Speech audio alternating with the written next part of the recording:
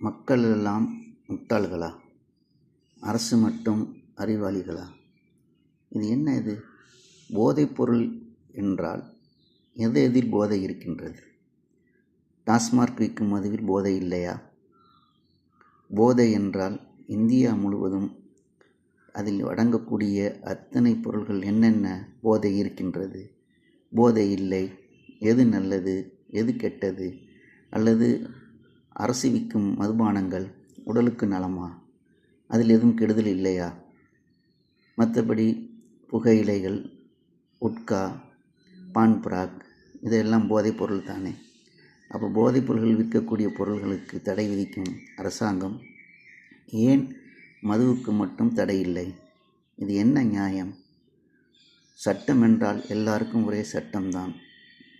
ஜாதி வாரி ஒவ்வொரு பிரிவினருக்கும் சட்டம் தனித்தனியாக பேசுகின்றதா? இல்லையே. ஒரு குற்ற செயல் என்றால் அது ஜாதி மதம் பேதம் பார்ப்பதில்லை. அதுபோல தான் போதை என்றால் அது ஒரே சட்டத்தில் தானே அடங்கும். இப்போ போதைப் பொருட்கள் எல்லாமே அழிக்கப்பட வேண்டிய ஒரு விஷயம்.